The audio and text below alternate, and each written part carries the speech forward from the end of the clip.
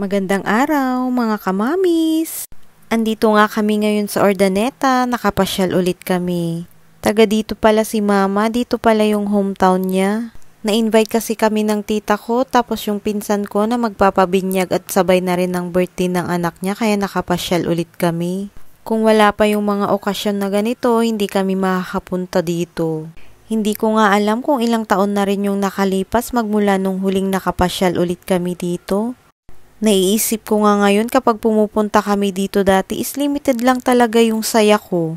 Kunti lang kasi yung oras na makakasama ko yung mga pinsan ko, yung mga tito ko, tita. Kasama pa ang pamilya ko at ang mga anak ko. Kasi noon iniintindi ko yung trabahong babalikan ko kaya limited lang talaga yung oras na makakasama ko sila. Pero ngayon, iba talaga yung saya na naramdaman ko. Yung saya na kasama ko yung pamilya ko, tapos yung mga tito-tita ko. Kasama na rin yung nakita at nakausap ko ang mga pinsan ko. Yung saya na akin lang talaga yung oras ko na wala akong ibang iniintindi. Ngayon ko palang talaga nare-realize na ang dami ko palang pagkakataon na nasayang noon. Yung mga pagkakataon na kagaya nito na dapat kasama mo yung mga pamilya mo sa mga importanteng okasyon na ganito.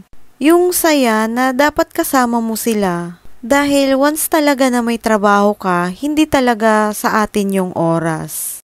Yung kalahati sa trabaho mo, yung kalahati sa pamilya mo, kaya hindi rin talaga buo yung saya. Anyways, ang dami ko na palang nakwento. Tapos na pala kaming kumain, nag-umpisa na pala itong kids party. May pa-games din pala sila para sa mga bata. At dito nga, game na game si Jadsel na sumali sa mga palaro.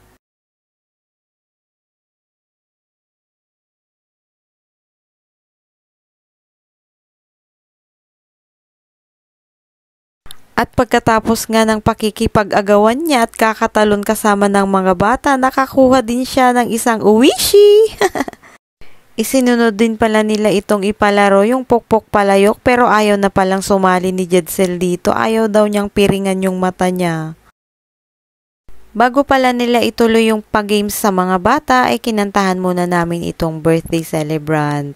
At dyan nga kasama na niya yung mommy at daddy niya. At eto nga yung pinakahihintay ng mga bata, yung sweet treats para sa kanila.